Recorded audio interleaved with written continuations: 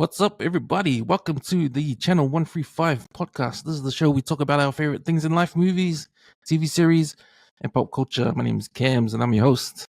We are on socials, on Facebook, under the WesWes Movies and TV. Also on our like and subscribe on our YouTube channel, WesWes Movies and TV. We're on TikTok as well, and Instagram. And check out our website. We are under the WesWes Network website, www.weswesnet.com. You can check out the network on all the socials as well, Facebook, TikTok, and Instagram.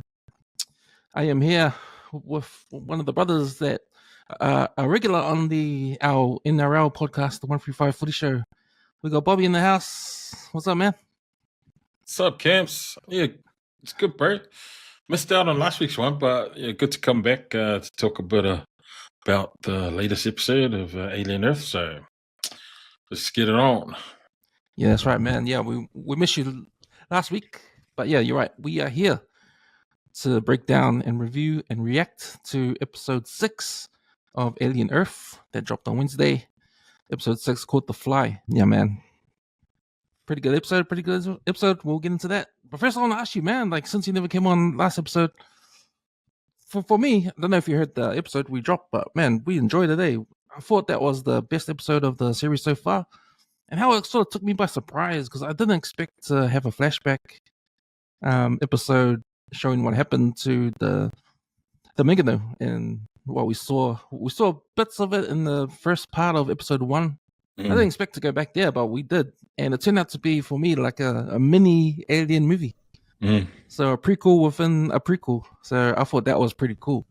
And plus the character arc with Maro as well. But how'd you like that episode last week, bro? Yeah, it was good. I think I messaged you about it when I couldn't make it.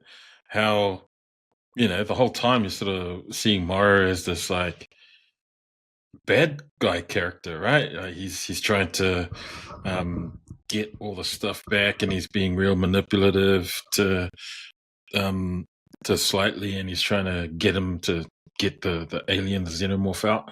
And so you think, okay, Maro in all of the previous episodes is portrayed as a real bad guy, because in that first episode where the ship crashes, you kind of don't know what happens. You see them all come out of cryo sleep, and then next minute it sort of cuts to that scene where he's locked himself up, and then the xenomorph tries to come in, and then the ship crashes. And then when they go onto the ship, the whole crew's dead. And so you're like, so that Maro guy's bad. You know, just by the way he was acting, talking to the computer, mother, you know, I was like, suddenly, this guy's a bad guy. And then that previous episode kind of proved that, nah, he wasn't really a bad guy. He was just doing his job. He's the security officer. He was warning them about, you know, the stuff that they're doing. Make sure, hey, I see everything. What are you doing? You shouldn't have inappropriate relationships with other crew members. You know, he's heading up that second in command lady who then becomes the captain because the original captain dies. But yeah, it was a shit show, man. Like watching all of the characters do stupid things that expose themselves to getting killed or to be put in really risky situations where, you know, they don't survive. And you kind of sort of see that play out, and then you realize it wasn't Maro's fault that the crew died. Yeah, he ended up locking himself away, and yeah, it was pretty bad of him to not open the door to that lady who was trying to come through, but she was going to die anyways. He was like, nah, I told you should have put the ship under my command, under the security commander's control in the first place. And that's where I think that it went wrong, because he was approaching that whole thing from non-emotional. He was just, hey man, we got a job to do. But everyone else was losing their shit around him. Like, we've been in space for so many years, and then they just got, and then just small things like the lady leaving the that, like, the latch wasn't latched properly, and it allowed the eyeball to smash out, and then it just went downhill from there, man. And then shit happened, and then that's what you saw.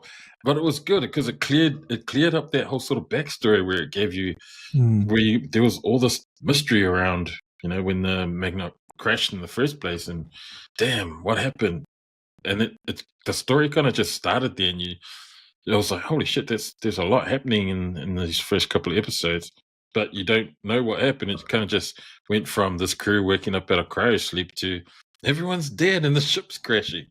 So I'm glad that they did have that flashback, because it kind of tied off some of those loose ends. And then it also gave you a bit more character development in Maro that maybe you didn't realize that he needed, because at the moment he's being portrayed as this bad guy. Is he Hook? And that whole Peter Pan sort of analogy that they keep playing through the series. Is he Hook? Is he not Hook? He was looking like Hook. Literally, he's got a hook hand. But then it's like, well, it wasn't his fault that all those guys died. He was just trying to do his job. Then they give him like this sort of sentimentality, because he's now got a daughter that he's left behind on Earth, and he's gone off for 60 years. And, so they've given him a bit of, character development. Like, he's not just a typical bad guy. He's looking at a photo of his daughter.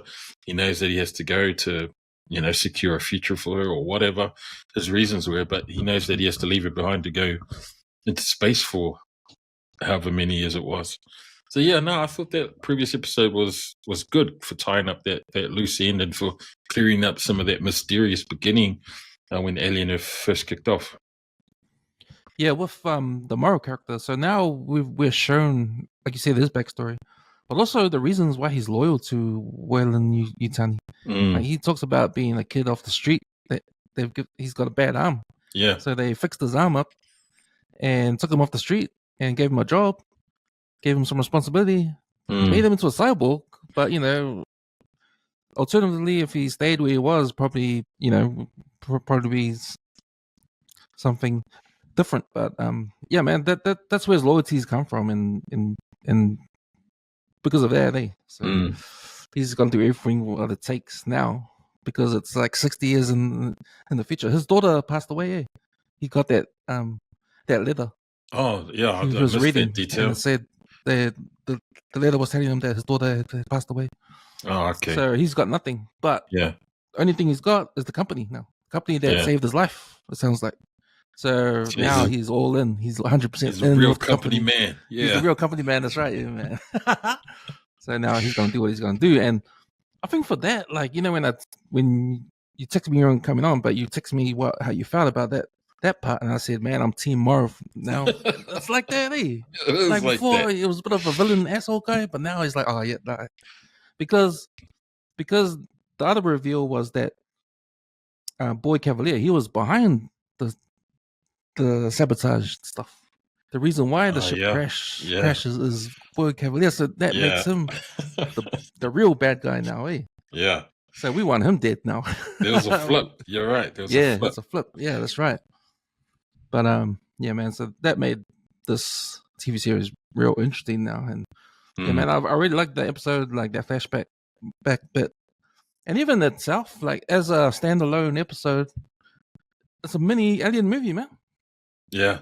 And that's what I liked about it, Yeah. It's like everything in all the Alien movies was in there.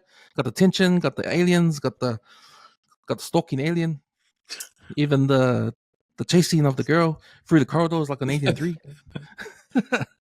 So everything was there, man, to remind us of what the Alien films brought to us, man. It was a real homage to those original Alien movies. Yeah, that's right. Yeah, no, that was cool.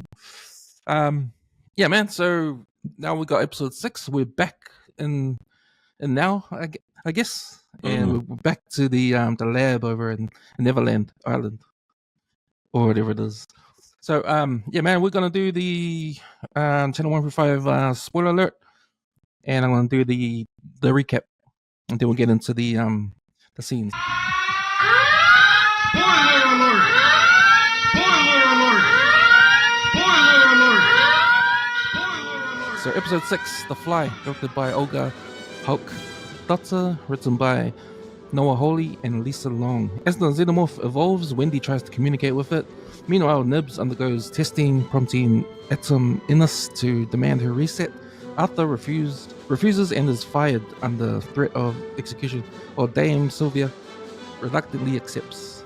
Boy Cavalier negotiates with Yutani over alien cargo ownership, securing billions in damages but delaying its return due to quarantine.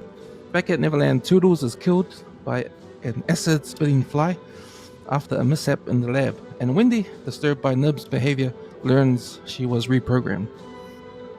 Maro seeks to help to expose a human to an alien egg, but Joe declines due to reassignment.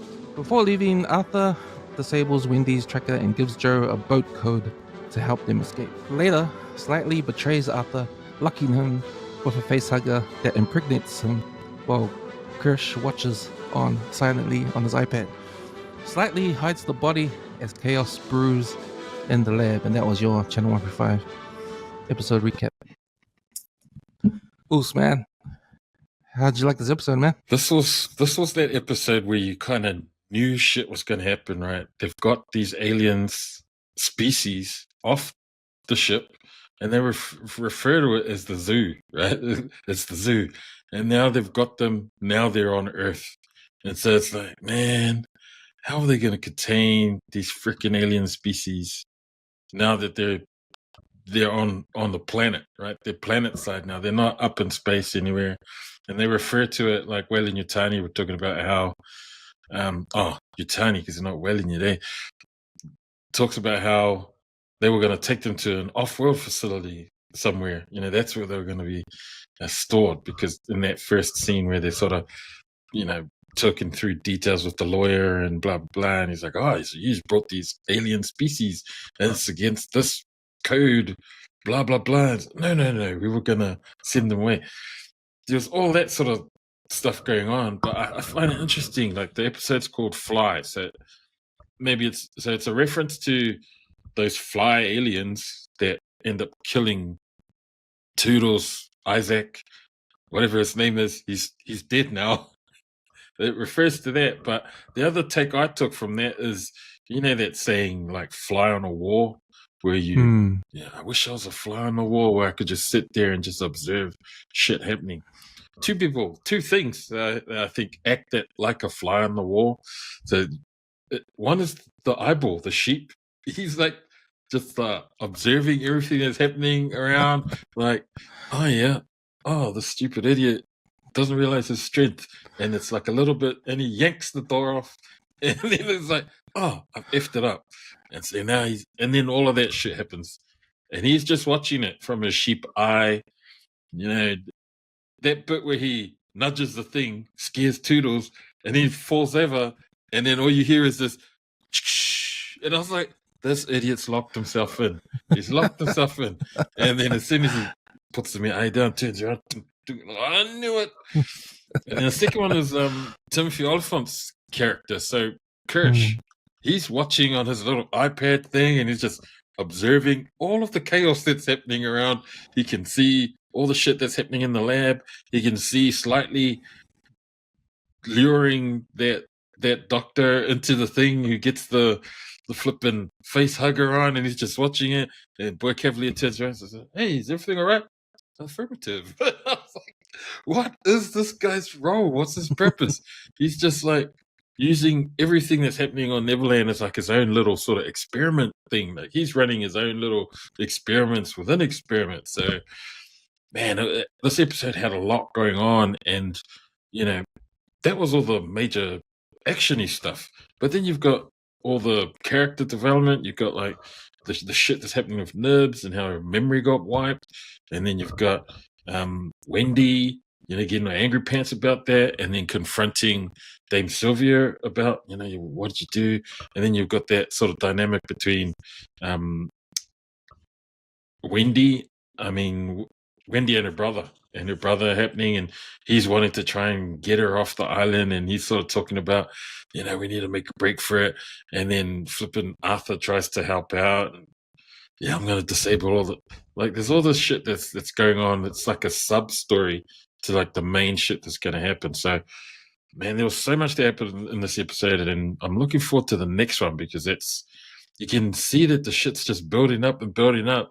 And man, I'm just thinking, as soon as someone opens that door that allows those aliens to get the fuck out of there, because it only needs one species to get out of where they are in that controlled sort of secret lab, and then shit's just going to hit the fan. Like, one of those flipping alien flies just needs to fly around, and I don't know. It's gonna be mayhem because as soon as they leave the door open, as soon as the outer door opens, then all of those face huggers are gonna come out to try and jump onto someone's face. Because at the moment there's no biological matter, right? But as soon as the doors are open, they'll sense that there's biological matter that they can get to, and then it's game freaking over. And also the xenomorph is just sitting there going, "Oh yeah, like we found out, one of my little brothers is gonna be born out of this guy."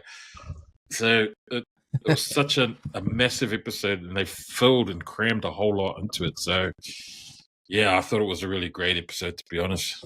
Yeah, man. The previous episode sort of hyped me up even more for this whole series. The series has been really good in terms of the story, and the writing's been really good, right? And it made me compare the series to what we've been watching all year, like in 2025, like, and what we've been reviewing on this podcast.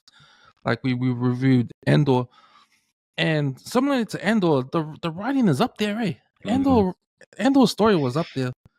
This is, man, getting close to overtaking Andor, right now. And I think this is probably the best series I've seen this year, right? And Wow. it's getting close to maybe the best. Like it's up there, And you're right, it's building up to a climactic event. Like, but remember, we only got 2 episodes left, and the aliens not out yet. So we've got 2 episodes left to see the carnage of what happens when aliens get out. I think we have to see them escape. Otherwise, it won't be an alien film, right? So 2 episodes left. I wonder how they're gonna do this, or we're gonna go to a season 2.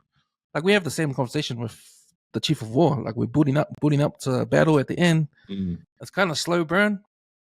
I think compared to Alien Earth, there's a slow burn too, but it's a different slow burn because there's a lot of story going in Alien Earth and a lot of tension with the aliens and different threats involved there, and the different camps, like the Yutani camp and the Prodigy camp. Just like Chief of War, you got Maui and you got Hawaii and those camps. Yeah. Balangi's coming. So similar things happening, but I think with Alien Earth, like in the future, compared to Chief of War in the past, it's like, similar thing. But man, I'm just loving the series. I'm loving the storytelling, and man, I just felt every time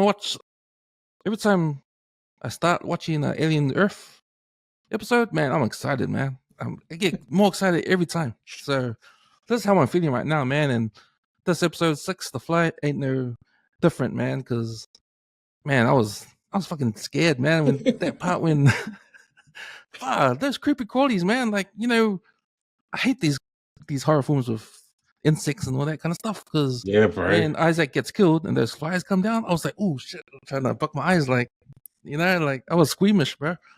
But man, that was good, man. But yeah, and I think I mentioned 2 episodes ago, you were on the episode when I said, man, I'll be sad. It'll be a sad day when Isaac gets killed.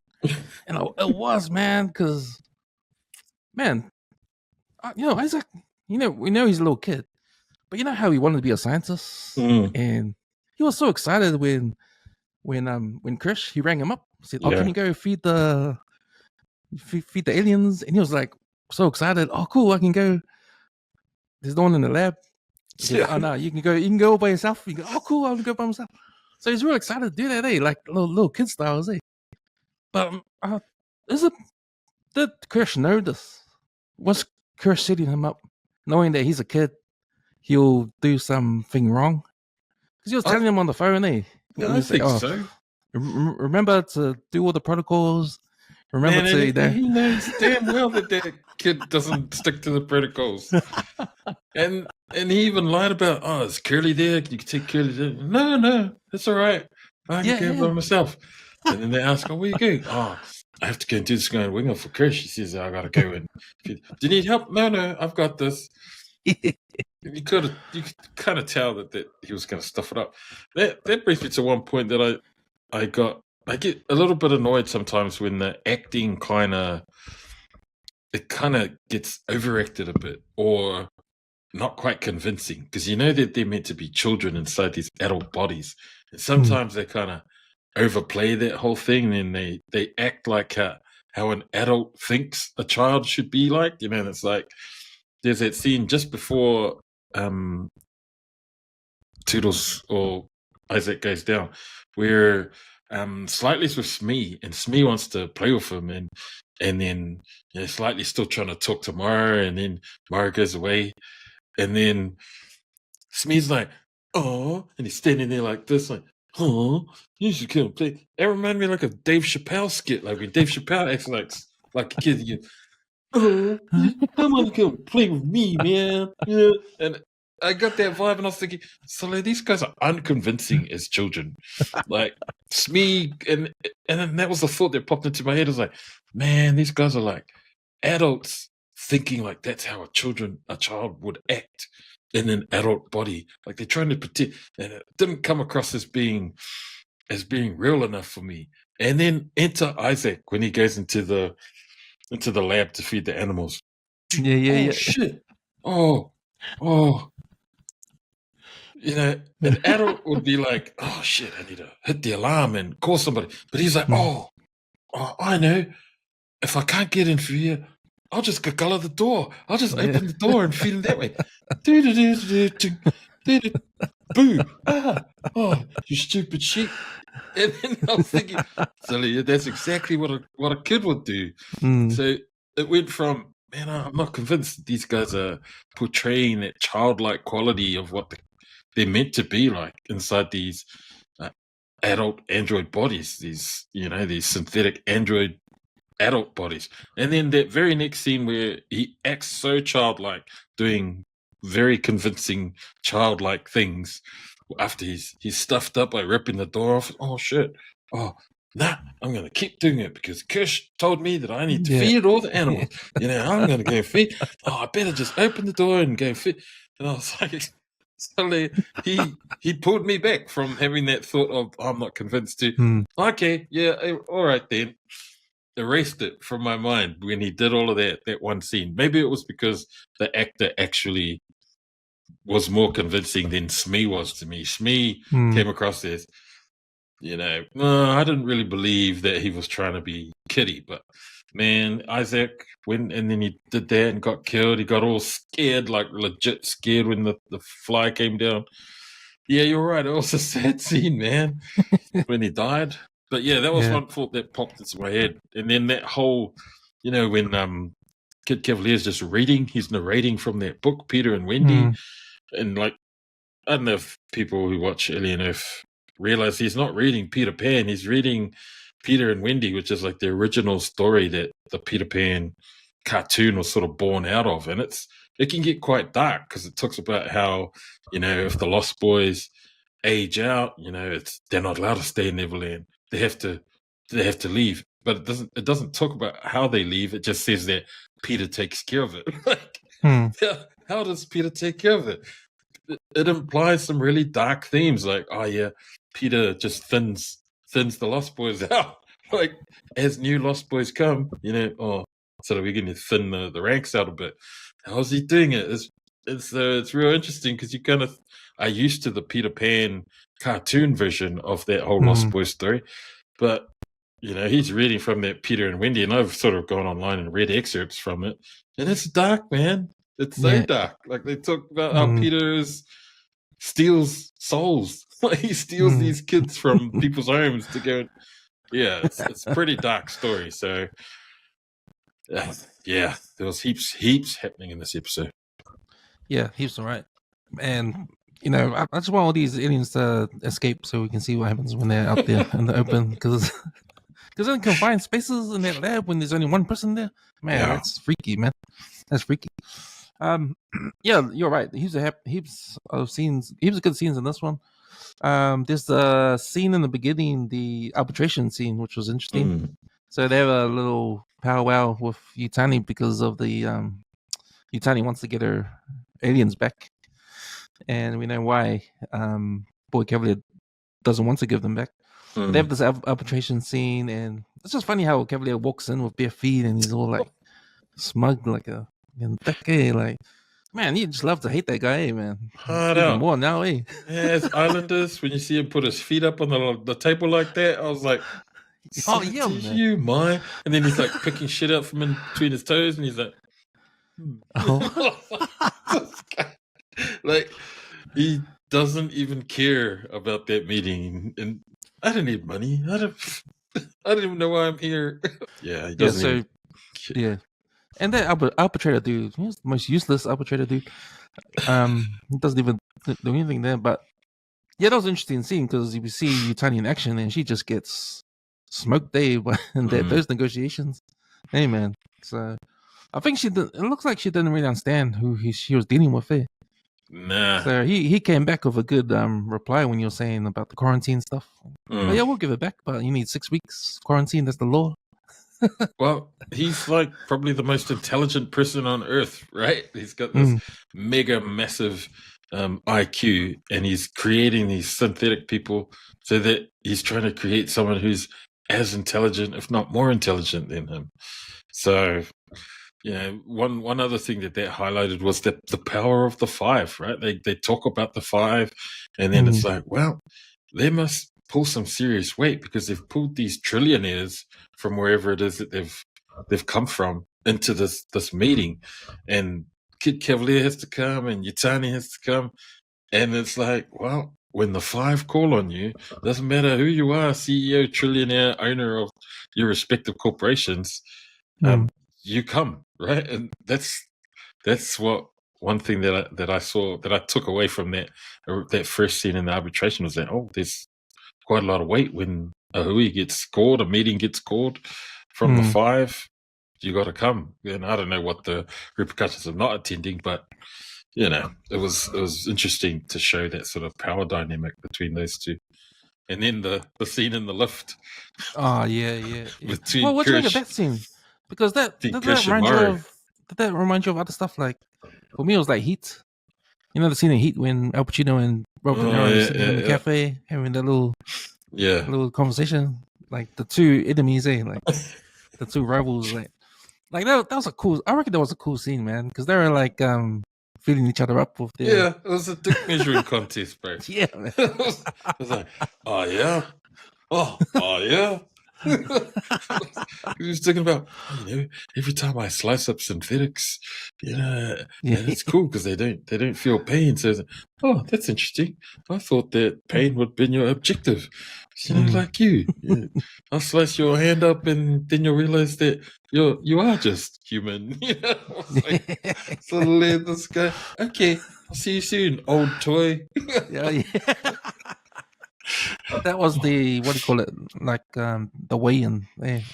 Yeah. Before the fight, you have the weigh-in. That was the weigh-in, and it was the smack talk before the fight.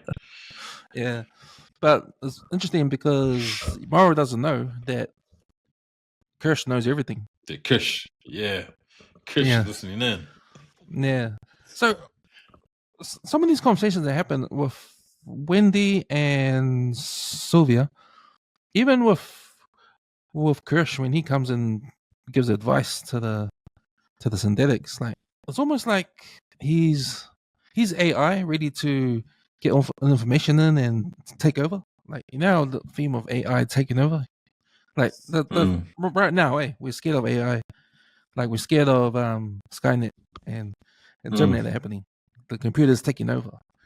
And I think this is like a theme. Like this is Kirsch like that, the symbol of technology taking over.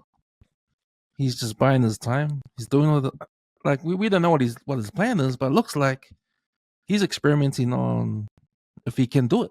That's his experiment. Can he take over, or can he be? You know how we're saying that Boy Cavalier is the smartest guy, and he wants to create something that's smarter than him. Where, and you mentioned before in previous episodes when you said that he's doing all this stuff, but he's not even seeing what's in his own backyard. Like, here's Kirsch and waiting in the wings, doing all this dodgy stuff, and it's going to culminate to something that happen, and I can see Boy Cavalier thinking, "What the hell?" He'll take him by surprise. So, yeah, man, I don't know what Kirsch's motivations are, but it feels to me like he's just doing it just because.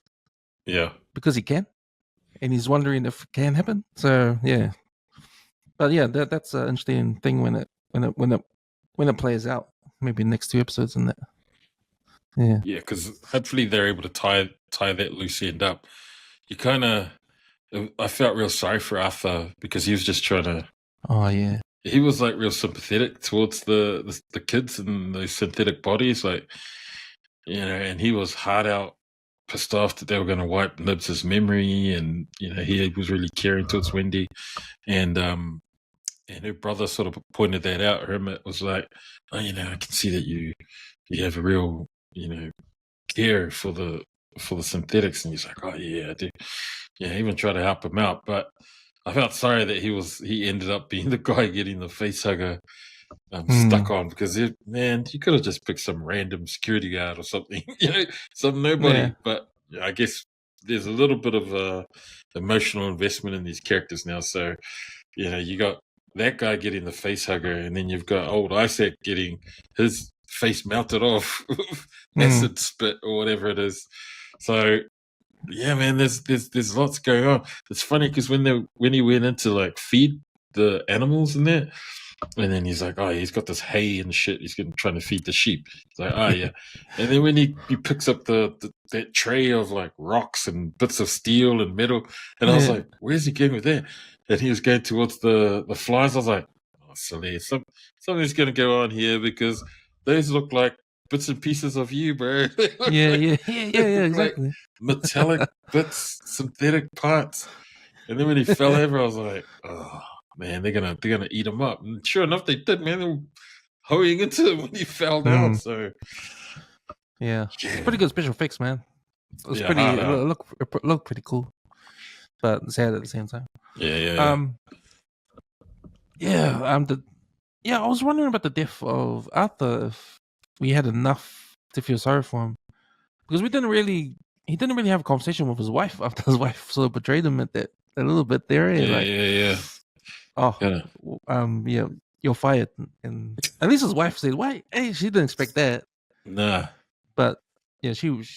I think the reason why Dame Sylvia went ahead with the plan to erase Nibs' memory up to a point was because of her experience with Nibs, that episode where she sort of attacked her or came onto her. Eh? Yeah. Like, she was so scared. Hey, she was so scared that she probably couldn't relate it to her husband, how scared she was or how she felt at the time. But man, that scene, she was so scared, so scared of her life. This is probably her chance to erase. Like, she was all down for the erasing because she doesn't want to go through that thing again. Eh? Like, and she sort of told Wendy at the other scene when Wendy came to see her, like, you know, this all experiments. We're trying to, you know, do something, and things will go wrong. We're on this journey to, you know, this is the first time we're doing this technology, and things will go wrong. Blah blah blah. So yeah. If you're sick, we give you medicine. So Nibs is sick, and we gave you some medicine. And then that line that Wendy finishes with, like, what if what's wrong is you? And I was like, oh, that's the start. That's the start of the betrayal from these Masingis. Because you forget that, yeah, they might act like children in adults' bodies, but these motherfuckers will snap your neck in half like nothing. And so, you know, we haven't seen too much of their superhuman strength and speed outside of those initial episodes when Wendy was new into her body and she's like jumping down from the cliff and all of that sort of stuff. So you kind of forget that all of those synthetic kids are like $6 million mans, right? They're like $6 trillion. They got all this super speed and strength. So I'd like to see more of that sort of come into the fore in the next couple of episodes, because you feel like, oh yeah, these guys are like superheroes, like cyborgs. Well, you've seen Maro do some stuff, but you kind of haven't really seen any of the other kids do stuff outside of Wendy and Nibs, who does that quick movement, jumps on top, looks like she's gonna snap Sylvia's neck, and that's it. Like, you haven't seen the kids really do anything that makes you think, oh, they're more than just annoying adults trying to play as children, which is sometimes what you sort of feel when they get together and bicker. We also seen a little bit of a character arc with Wendy. Now I think she's like, there's an episode where she's First time she's getting more independent, eh? She doesn't want to use Wendy's name anymore. She wants to use Massey, her real name. She sort of tells her brother, eh, when they're having that conversation down the hallway earlier in the episode, when I think the brother was trying to hint to her, we after all you're done with this stuff, we can go home and live normal lives. She says to him, "Oh no, well, what if I don't want to go? I like it here," stuff like that. This is the yes area. Yeah, that's right. We don't want Mexicans in here. We don't want Mexicans. You're being a cant right now. Yeah, so that's interesting. Character arc for Wendy, eh? Like, what is her end game now? Like, she's obviously she doesn't like what happened to Nibs. She's confronted Sylvia about it.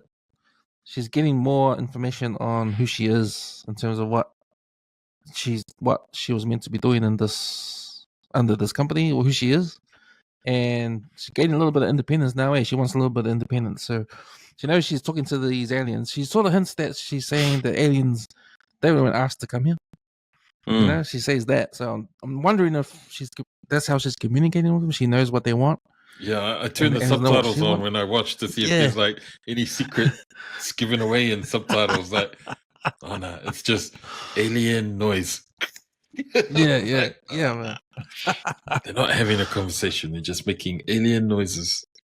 But and that's probably one of the biggest things in the whole Alien Earth thing is her ability to actually communicate with these creatures, and her super getting closer to them, right? Her brother hints at, and her brother seen one of these aliens just rip people apart, and he's like super scared, and he's trying to tell her, oh, they all they want to do is eat and whatever, and he's trying to make him out like, oh, they could kill us, and she's like, oh well, not this one, and you make it sound like all they do is eat and sleep. Well, that's what bees do. And that's what ants do. And all these other things that you just don't want to kill them, but now, she still hasn't sort of grasped that concept. And in a way that is very childlike. You don't see, that's the innocence of being a child, is you don't see the badness or the evil in it, even though the same species might have killed someone, but oh no, that was the other guy. It wasn't this one. This one's nice to me. They just talk to me and he listens. But man, you've seen that alien go from a tiny ass thing. He's now not fully grown, but you can see it's like Groot, right? From Guardians of the Galaxy, where he starts off small and he's getting a little bit bigger, and now he's in his teenage years now, this alien. And he's in the next episode, I bet you he's going to be a fully formed adult xenomorph, ready to just kick ass and take names, man. That's what it's sort of heading towards. But the sort of thing that I'm curious to know is because, we're used to seeing xenomorphs.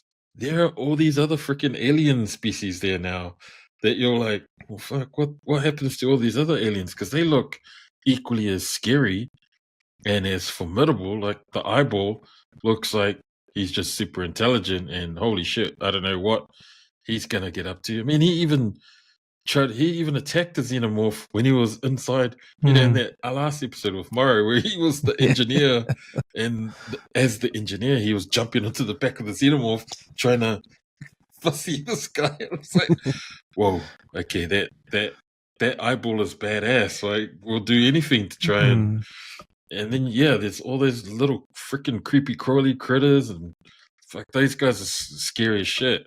I'd rather be stabbed and die instantly by a xenomorph than have one of those fucking things bury into your brain or in your ear, or like that guy who drank his water and they all just exploded out of him. Like, nah, man, I'll take getting killed by a xenomorph, stabbed through the heart any day of the week than some of these other gruesome looking freaking ways that those aliens can kill people.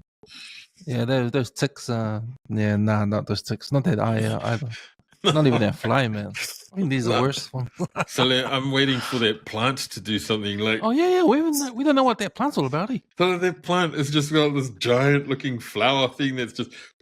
And I'm like, oh, that's gonna suck some brains out or something, man. You can just tell. So I was like, nah. I'm sure it'll come to the fore in one of these remaining episodes. We'll get to see what abilities or ways that these other aliens are able to kill people, because I'm sure that's in the pipeline for future episodes. I was thinking about Prodigy and the reason why they're using kids to conduct their experiments. Is it because they think kids are easy to control? Or because you're giving these kids power, right? You're giving these kids into superheroes, right? You're making these kids into superheroes in their synthetic bodies. So, but they're just kids, man. And like you're saying, you leave kids to their own device without education. They're gonna be creative and find their own interpretations of things. Yeah, and it might go in a way where humans think, "Hey, what the hell?" But they might go, all the way to that new idea. So, case in point with Nibs, how she said, "I'm pregnant. I think I'm pregnant. I'm pregnant." She's adamant she's pregnant because she's heard stuff about being pregnant and all that kind of stuff, right? Maybe the trauma, allowed her mind to say she's pregnant, and that's why that conversation happened. Like, was she just a synthetic malfunctioning? Or was it just a real thing, organic thing? Well, what trauma can do, I don't know. But yeah, I'm just thinking about the decision to make kids part of the experiment. Is that going to be the downfall of Prodigy? Because some of these kids are, starting to go off the rails, so to speak. I think they might. I'm pretty sure they mentioned it in the first couple of episodes where it was children that were able to survive the process of being transferred, the consciousness, and that they had tried before with adults and it didn't work. I'm pretty sure that happened. But the reasons why we don't stay children is because all the chemicals and shit that are in our brain, as we mature, these chemicals start changing the chemical makeup in us. So, we no longer start thinking like children, and all of our experiences and shit end up molding us, maturing us into the adult versions of ourselves. These guys in synthetic bodies don't have those chemicals and things that are going to mature them. So in my mind, I'm like, so they could stay kids. Like, it was the kid's consciousness that came across. They're assuming that kid's consciousness is going to mature and grow and develop and, learn lots of new stuff. Yes, that's going to be true. They're AI. They like, I'll just plug myself into this thing and learn how to speak Spanish or whatever. Yeah. But the consciousness is going to stay childlike. Like, that's not going to grow and mature. That's why that whole Lost Boys things, that Lost Boys theme fits for those guys, because they are going to be children forever. Like, they're not going to grow up at all. Like, the consciousness is going to stay as a kid. So, you talk about it. Is that the right thing to do? Have we given all of this? Has Prodigy given all of this power, like, to these quite powerful synthetic bodies, to these minds that will never ever develop, will never mature or evolve? They'll learn lots, yes, but if you remove people like Arthur, you remove people like Sylvia, who are trying to give them some sort of human interaction or human emotional stuff, those kids are going to get off the rails. And Kirsch is like, well, they're synthetic. Just compare all that human stuff off and and we'll be fine. As a synthetic AI, just chuck an AI in there and you'll be all good. That's his sort of take. And yeah, I don't know. It might end up being Prodigy's downfall because I don't see any of these children hybrids in any of the future movies. Are they gonna, retcon the alien universe and now have these guys there? Or I don't know, because you don't see them in any of the subsequent Alien films. It's like, wow, this is like Star Wars all over again, George Lucas writing shit and pretending that he had these ideas back in the 70s when really he's just trying to make money. So and now that's what they're doing to the Alien sort of universe. They're expanding it. I think they're expanding it in a good way, but they still have to try and incorporate the original Alien movies, I think, and the already established universe to make sure that the alien Earth isn't too kick-ass, like like you and Ted, it's man, the best series I've watched so far. It's going to be better than Andor. It's like, yeah, man, it's heading that way. I think so too, but you don't want it to then overshadow all of the original sort of alien stuff that's already out there. I think why it does that is because it's relatable to these times, to what's happening in technology now with AI now, where it can go, and the themes too. And I think it was smart to bring in the Peter Pan thing, with these kids as well. So that's another thing that's relatable as well. But yeah, man, just add the aliens in there from the Alien franchise in this story. Man, that's good stuff, man. It's top notch stuff. Now I don't know who Hook is. In the Peter Pan movie, Hook's the baddie. And we all thought it was Maro because he was being real bad, but now he's got a different sort of arc. Is it Hook? Is it Boy Cavalier, who we thought was Peter Pan, but he was actually the baddie that caused the crash?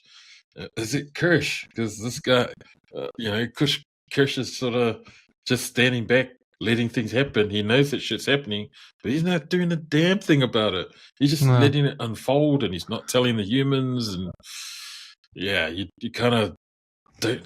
That's the cool thing, is you don't know who the real baddie is from any characters. It's like, well, you kind of know who the good people are.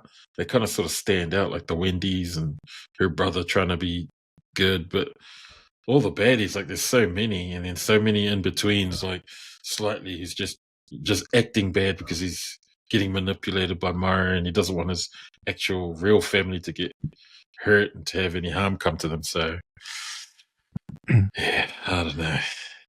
Slightly was supposed to take Wendy's brother to the egg, but for some reason I thought, I think it's gonna be Arthur. For some reason, I thought that, and when it happened, I thought that because I was thinking, isn't like Wendy's brother like one of the main guys? Like I was thinking, maybe it's Arthur. So I was right when Arthur was the one, but at the same time I was thinking, because what helped it along was Arthur's last thing before he died was to help. What's his name? What's Wendy's brother's name? Hermit. Help Hermit. Remember, he secretly told him what's going on. Take Wendy and run. Yeah. Here's the code for the boat. I'll turn off her tracker so no one can track her.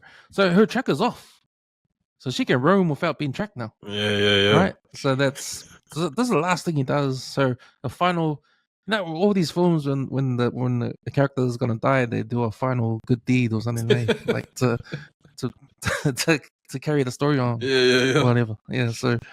Yeah, true. Well, now he's got away off the island now. Yeah. But shit's gonna hit the fan on this island first. And the soldiers is with. So there's that girl and the guy. He's patrolling with. So I don't know what Maro's final plan. Is his plan to just cause shit on the island, make those aliens escape and kill everybody? Then they can zoom in and take them afterwards? Yeah, well, that's what he kind of said, was to create chaos and then exfil all the aliens from the island whilst the thing's in chaos. Yutani's got shitloads of money, so they can probably just hire a whole bunch of mercenaries to attack the island.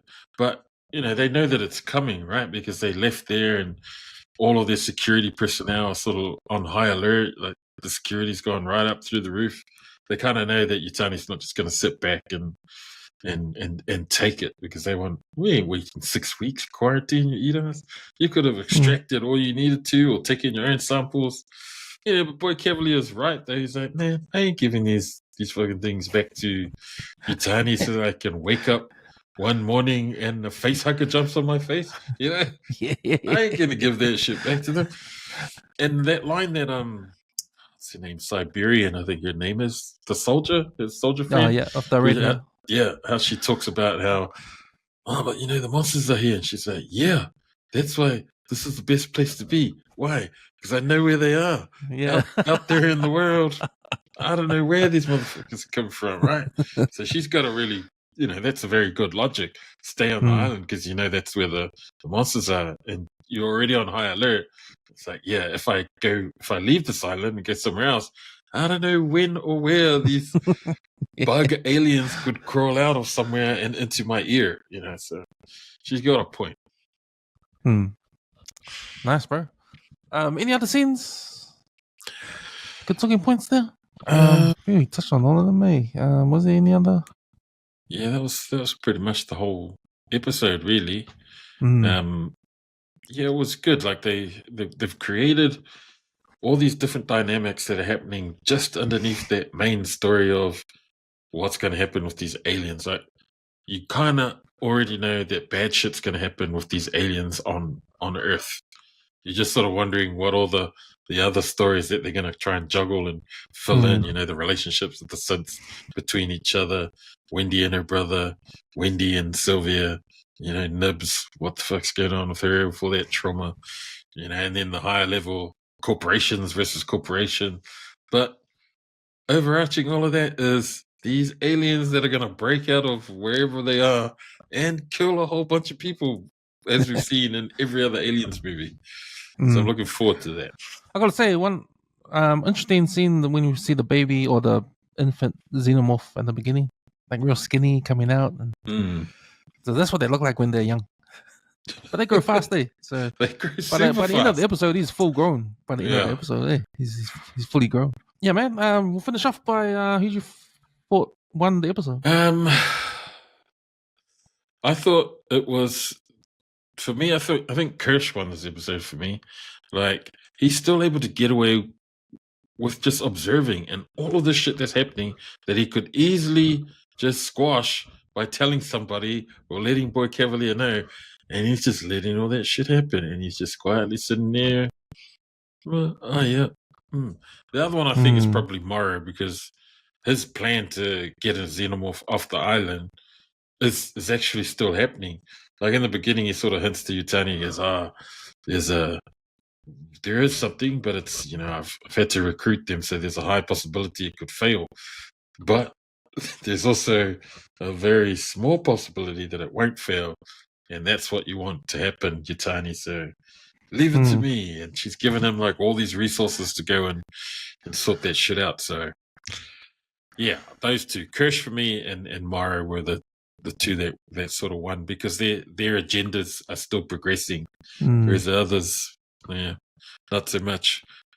Isaac's never going to be a scientist. He's dead, man. He's dead. I thought, before I tell you who I think won, I think that the eye that's in the goat, that eye is like the Kirsch version of the aliens, eh? Yeah. Observing, just like Kirsch is doing there.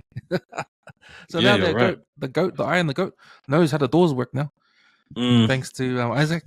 So, I thought my initial thought was who won the episode was Boy Cavalier, just alone on that arbitration scene, how he took Yutani to school there and walked out like he's the man, eh?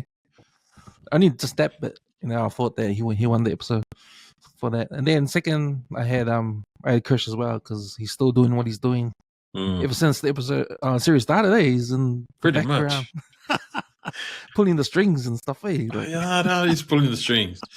He's like the David, that Michael Fassbender character. Just all AI science, you know, nothing emotional about him at all. But yeah, like his agenda is still happening. So we'll see what happens in the next few episodes. Nice, brother. Nice. That's us for another episode of Channel 135, breaking down Alien Earth. We'll do it again. 2 more episodes to go. Also check out we do Peacemaker and Chief of War as well. So check out our episodes on that. Thanks, Paul, for jumping on. See you, bro. See you next week, and also see you on 135 Footy Show. Go to Waz. Up the Waz. Up the Waz for Saturday. Hopefully they can get over the Penrith Panthers and make it to next round. See you, brother. All right. Have a good week. Bye. See you.